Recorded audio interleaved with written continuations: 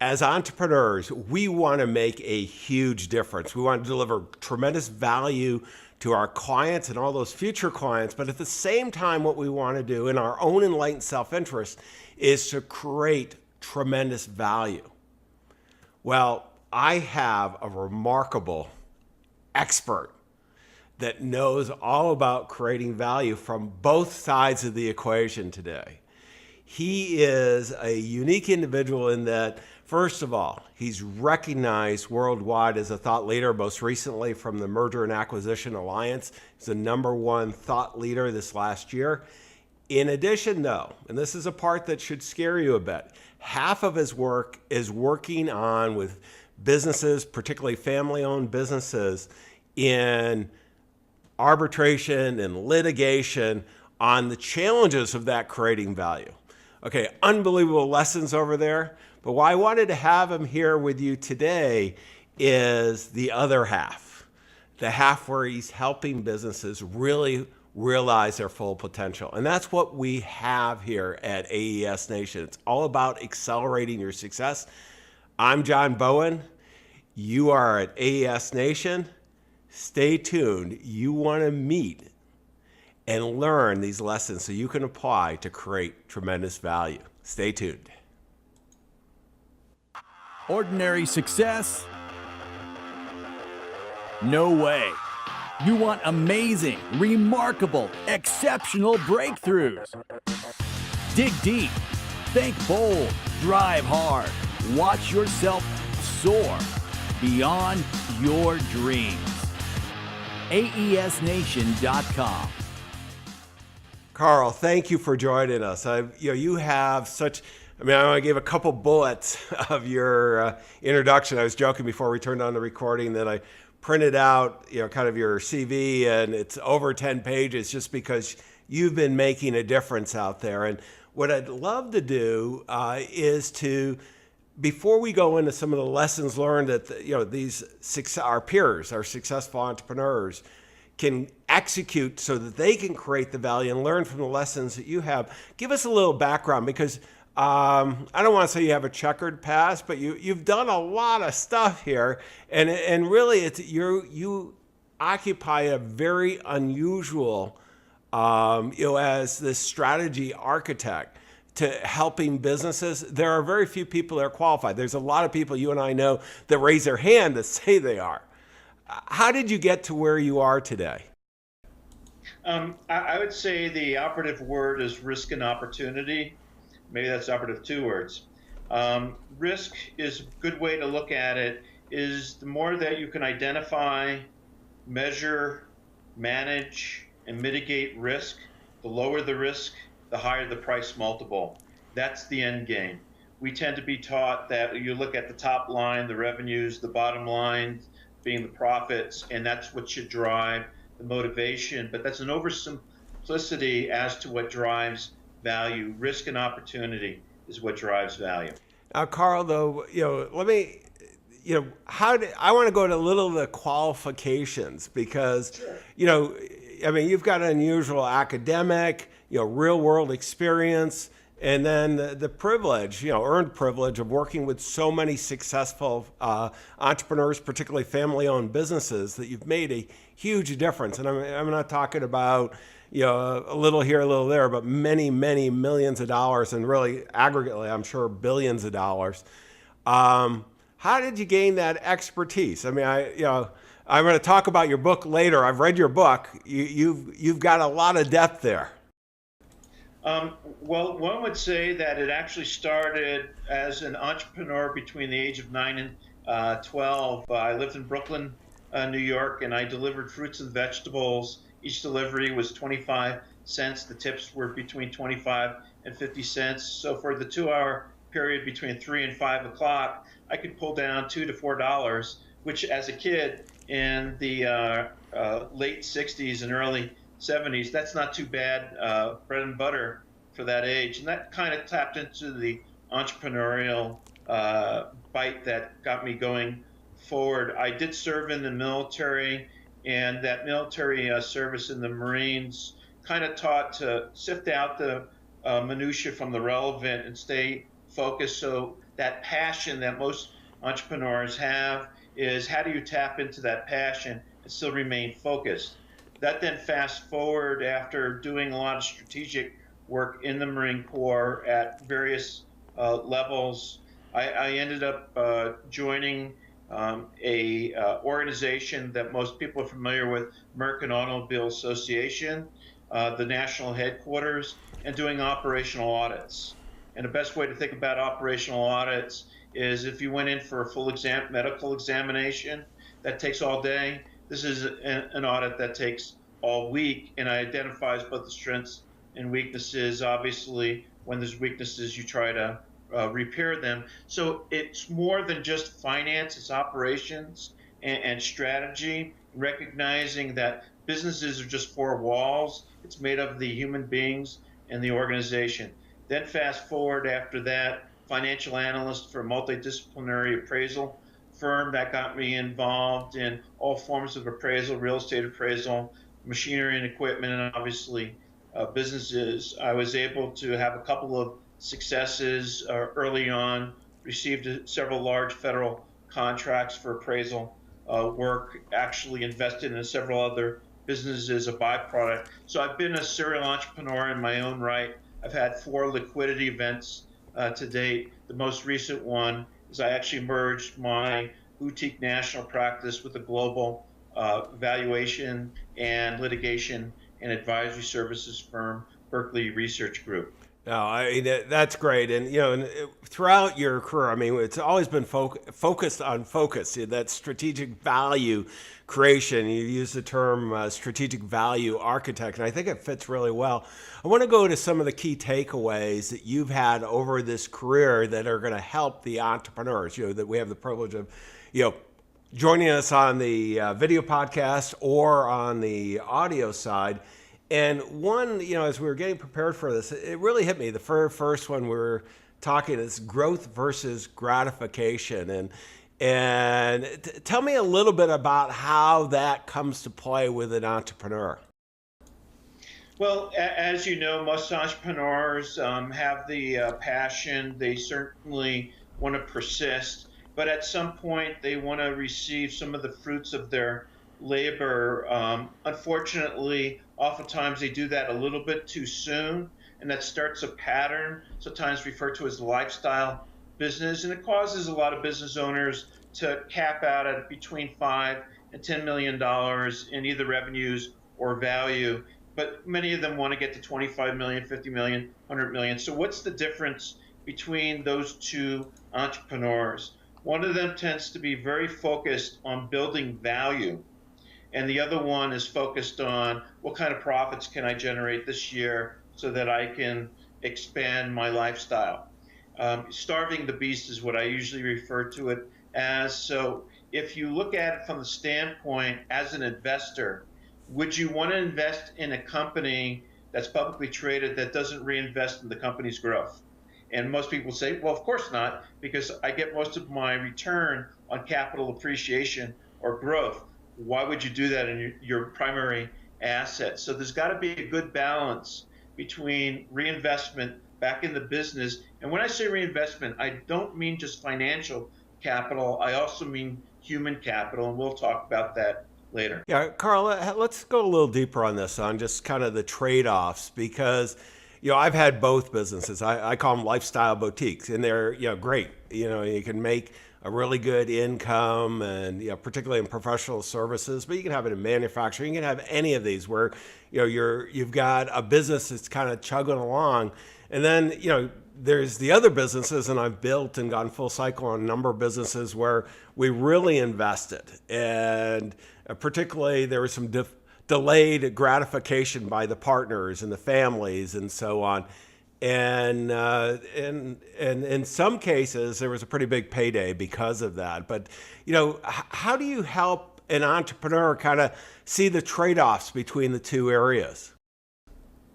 It's actually a pretty good question. What we'll do first is we'll start with the benchmark, say where are you at right now and why.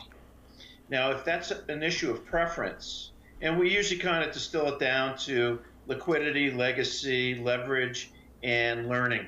Where are they on that life cycle of the business? Does this suit them? If this is what they want, then there, quite frankly, there isn't much of an issue other than perhaps one of those 4 L's that I mentioned previously. But there's always a benchmark that you start off with, and that benchmark allows you to identify the low-lying fruit of to what you could be doing differently to work on the business as opposed to in the business. In other words, the blocking and tackling. So what we'll do is we'll demonstrate what would happen in 20 years, assuming that this is maybe you're in your first 5 years, or maybe you're in your last 5 years.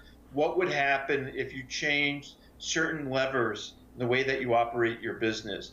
Maybe you have one business that says, look, I've never really liked using debt as part of the capital stack, and we indicate that perhaps because you're a manufacturer, you could produce twice the widgets in half the time, which would lower your labor cost, your waste as far as inventory would go down, because every time the equipment stops because of a problem with the performance of the equipment, your repair and maintenance expense would drop. And even after the interest expense, which of course after taxes drops down to almost free cash because of the current interest rate, what we show is that you might have a business that within a year and a half could be 75 million as opposed to 25 million. How sexy is that to you? And most people say it's pretty sexy. What do I have to do in order to do that? Hence, that brings us back to the strategic value architect. We find out whether they have the people in place to help them get from here to there, whether we need to align those individuals because they're comfortable with them as far as their talents, or whether we need to bring in outside people that those people are comfortable with, or whether we drop ship some of our own staff in that organization. But it starts with the fundamental question of, am I happy at 10 million, 25 million, or do I see myself as part of a future liquidity where I want it to be high 8 or even 9-figure type sale? Yeah, and having gone through that myself, the difference in valuation that creates, and we all know one of the things as entrepreneurs, we want to grow our businesses, but we also want to really maximize our personal wealth, so we have all the options, no matter what we want to do.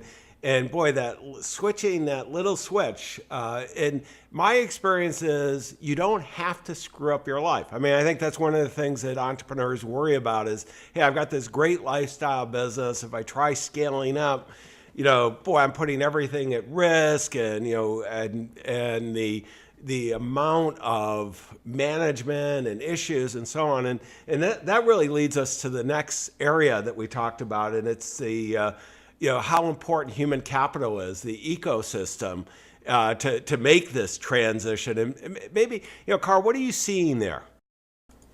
It's a great question, John. Bottom line is this. The real differentiation between any business is the people that you have internally to the organization and the people that you work with, whether they're the vendors, whether they're the clients, whether they're the advisors.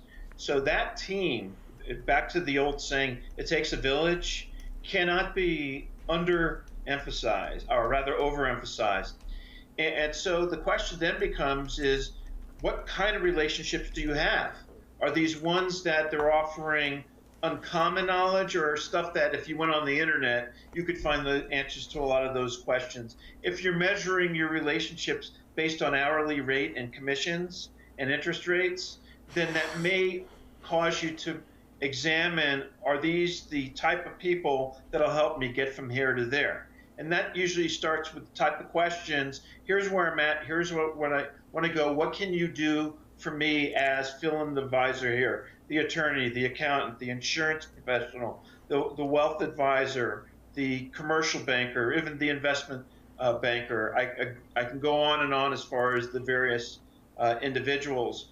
But when you first see what your price multiple is, that's why I said the benchmark. So let's say your price multiple is 5x, and you realize that if you're to do X, Y, and Z, which you could not do alone, because you have your full-time job of blocking and tackling. So you're either going to have somebody internal to your organization or external act as a steward to the growth of that business.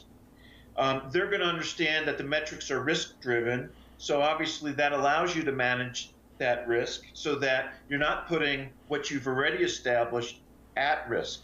There's a difference between the risk to the asset and the risk within the asset, and we'd make that differentiation, how to build that value by minimizing that risk, not adding more risk to it. And that's always done with those trusted advisors and even the vendors. May I give an example? So an example would be back to that metal fabrication business. You might look at your vendor as the raw material supplier. They give you the metals. You then fabricate whatever that finished product is. Do you talk to your vendor about what are some of the best practices that some of my competitors are doing in their businesses? Not that they're going to give the name of that specific business, but they may actually suggest they're using just-in-time management. And as a result of that, the amount of inventory that they carry is much less, which would improve cash flow. And I may not have known about it. I don't know what I don't know. Here's free advice that could actually change my cash flow so that I'm not using lines of credit when my flow goes down. Just a very simplistic example, but there are literally dozens of those, and they're all free. Well, and Carl, I'm a big believer in this. I mean, when we work, I choose vendors based on that, because I don't call them vendors anymore. I call them strategic partners, because that ability to share insights.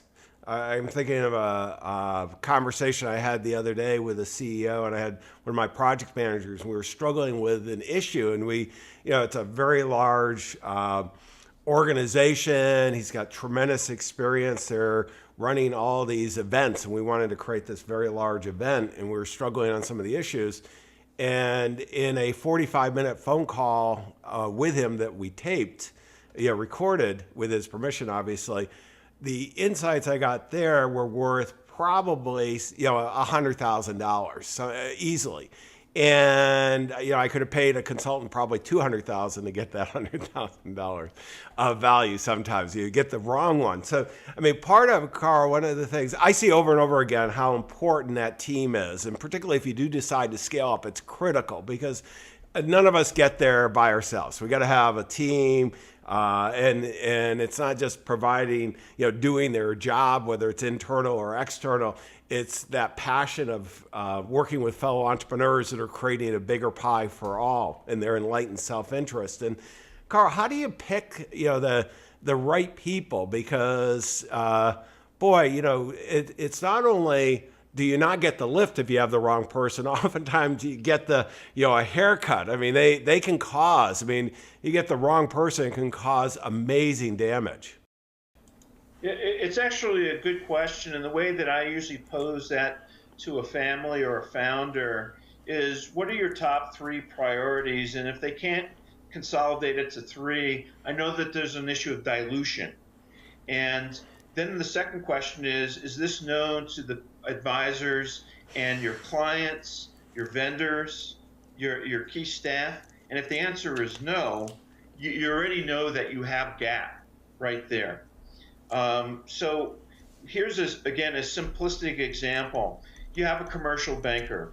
When you were working out of your garage, the local bank was fine, but now you actually have some foreign clients, and you've scaled up to a business that maybe is doing 20 million in annual sales. That local bank may have a nice relationship with, but are they the right fit to help you scale? It may be time for Co-America, Bank of America, Wells Fargo. You take your pick, but then you look at that banker. Are they talking in terms of rates and terms? Are they talking in, let's take a look at what you're doing. We have data that will let you know what your asset allocation within the business ought to be, that your accounts receivable are out of whack. They may ask you about who your accountant is because they're taking a look at the tax returns, and it looks like it's more of the cash basis reporting, not really anything more than reporting the news, not helping to make the news. And that starts to become very organic and holistic. So it usually just starts with that conversation, and you start to identify who's on board and whether somebody is more concerned about protecting their turf and their relationship as opposed to allowing you to expand the value of your relationships. Yeah, Carl, I want to just tell, I mean, if as you're listening to this, I want each of us to kind of assess each of our vendors, our relationships, internally and externally, because this is something I've done consciously. Now, I didn't do it early in my career. If they delivered a good widget I was buying, that was fine. Now, if they're not a strategic partner, they're not helping, a fellow entrepreneur, looking to make the pie bigger in their own enlightened self-interest, because it not only, the value of the relationship, I'm not going to leave them for a penny on the widget difference or the hourly rate or whatever it is, but they're creating a more successful partner. And I'll tell you, this is one of the things that, it's kind of going back to that growth versus gratification, because this is what makes growing a business a lot of fun. You've got these great people that you're hanging out with, that you have the privilege of hanging out, and we're all looking to create more value for the end user, no matter what we're doing. That's what I love about business. But, Carl, one of the challenges in all this, and you talk about it, humility versus hubris. And, when you brought it up before we turned on the camera, I mentioned that I had one more than other at 35. I just recently turned 60. So it's amazing how confident you can be. And, the problem with having success as an entrepreneur is you can get easily surrounded by the wrong people, start believing your stuff, and set yourself up for a big fall. I mean, how do we deal with this challenge? Well, one way to look at it is first of all, it's not unique. So part of what we have is a sense of both fear and elation, where we don't want to have a failure, but at the same time, we want to take advantage of opportunities. One way to look at this is that, are you the smartest guy in the room? Because if that's the way that you're thinking, that could be problematic in of itself. It may say something about your need for control. Another question that should come to mind, tell you you're not alone, is everybody's heard about merger and acquisitions and synergies and strategic acquisitions, but no one talks about the majority of them fail. And what I mean by fail is they don't achieve the accretion, the additional value that was hoped for. And these are what would say are the two smartest guys in the room, the guy that's negotiating the deal and the guy that's cutting the check. So the question then becomes, is if this is representative 80% of the time that value doesn't occur, it might be worthwhile to examine, are you doing this from the gut, or are you doing this from a little bit more of a removed process? Not that you should get rid of your passion, but at some point, as you're introducing more of a professional approach to scaling the business, trust becomes very, very important. And you have to start to acknowledge of what you don't know. Because what will be shown, and I do this in my book, which you know about, is that when people make decisions, and decisions are very, very important, of course, they make assumptions. And if you took a look at all the assumptions that are made from the point that you're deciding that you're going to decide to actually making the decision, you realize most of it's predicated on assumptions as opposed to fact, because facts are boring. That would be the difference between humility and hubris. Know what you don't know and find the people that know what you need to know. Yeah, and it's never been, this is a part, once we recognize this, Carl, you and I both agree.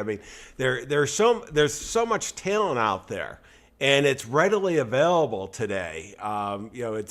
It's amazing that we can access it, but we have to take a step back and, not recognize that we're really not that smart. Now, most of us as entrepreneurs, we've had enough times that the market's beaten us down that we have a little bit of humility, but it's very easy when our businesses are taking off, we're scaling up and things are working, to lose that. And that's so dangerous. And that's why we've got to have the right team around us.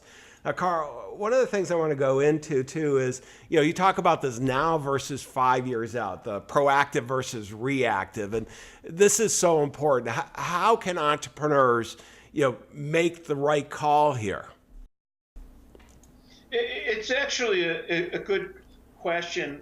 We're going to start back with that human capital again. Take a look at who your team is.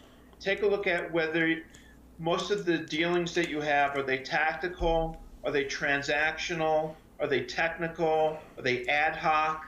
Are they reactive? And if the answer is yes to most of those, you have no strategy. Strategy isn't, I'm going to sell more next year.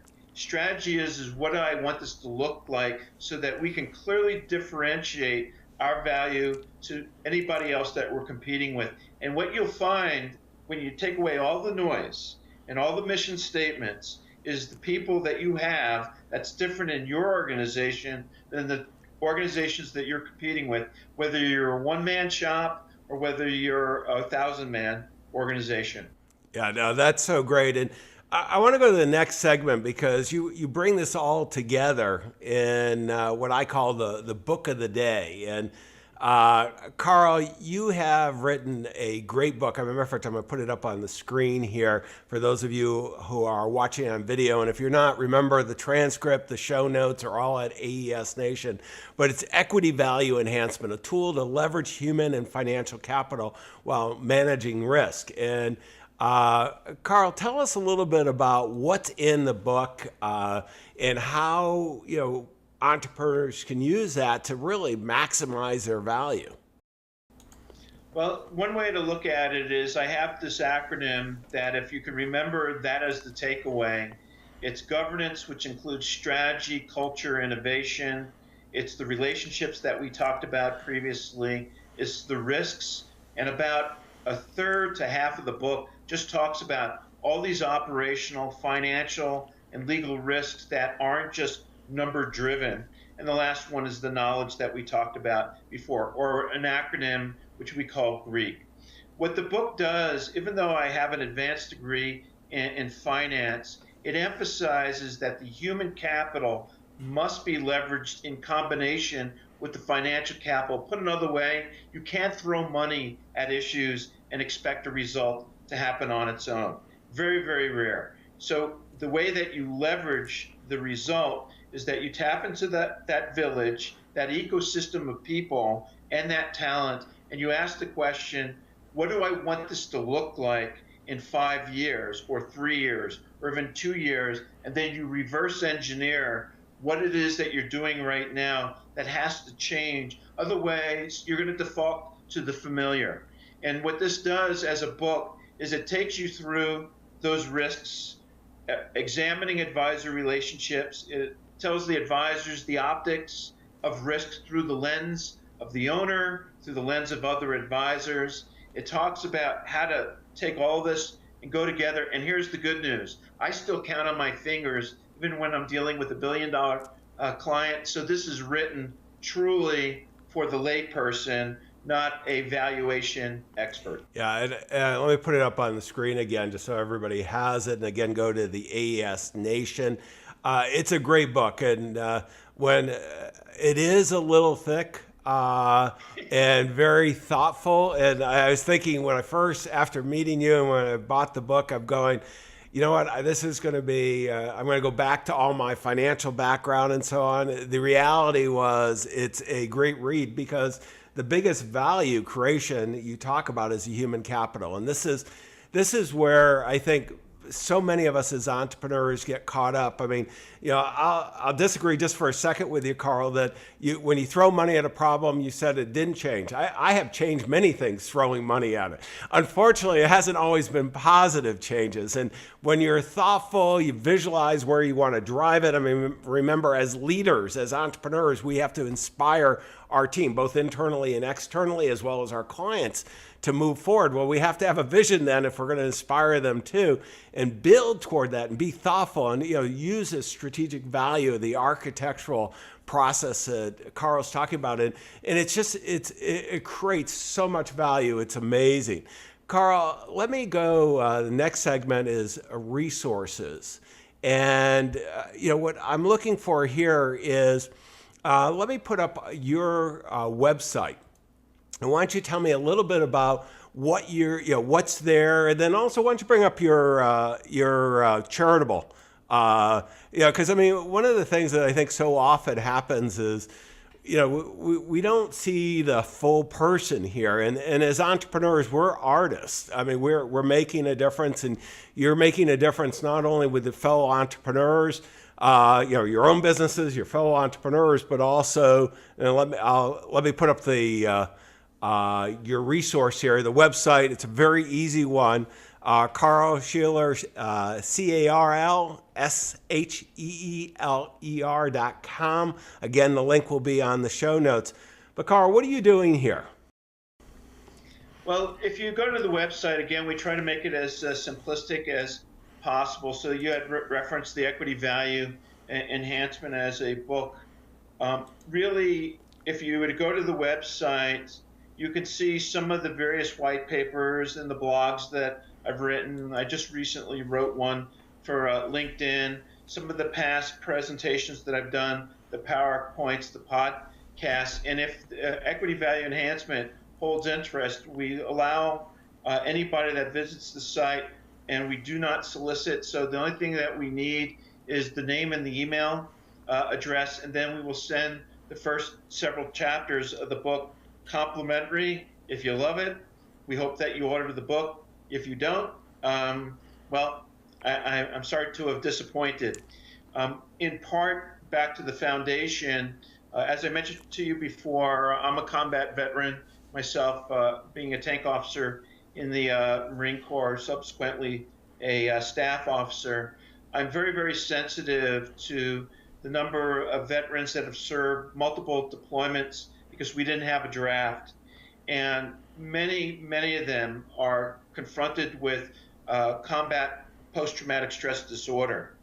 And so we established a 501c3 that offers equine therapy at a ranch that they will learn through their interaction with a horse how to actually deal and confront with life. One other thing that we also try to attract entrepreneurs, successful entrepreneurs, to this because their own personal, as you're talking about previously, entrepreneurs are outliers. They are not part of the herd.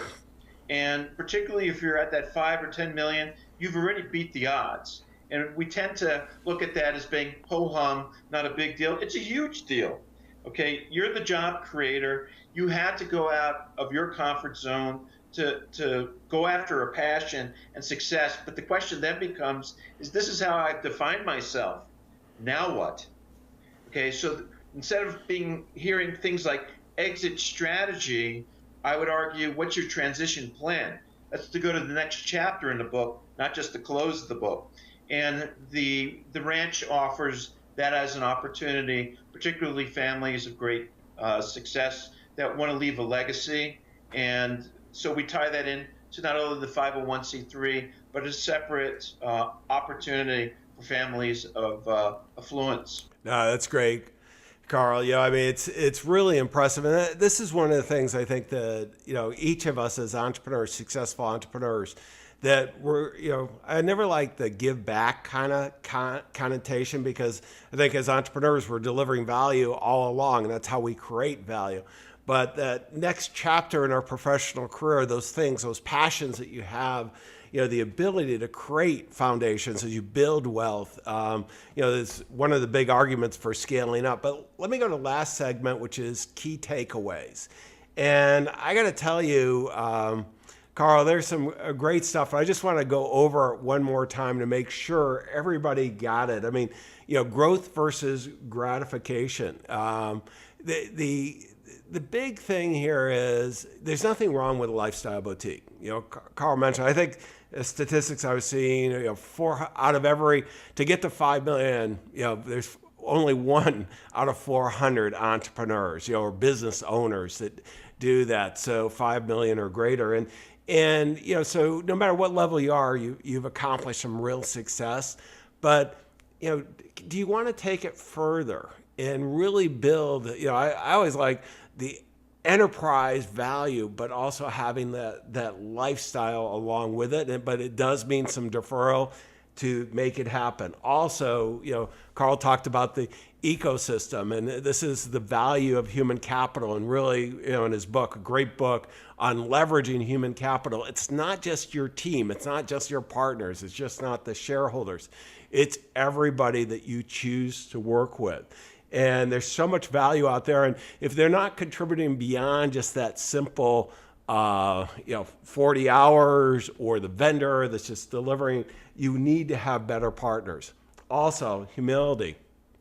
Boy, this is something as entrepreneurs, it's easy, when you're doing, particularly as a business is really scaling up, and if it's not burning cash and it's actually giving you fair cash flow as well, it's amazing. You can start thinking you're really brilliant. You're not, okay? You're talented for sure, but what we want to do is really understand, where we fit in this equation and the value that we can create to really rely on our teammates.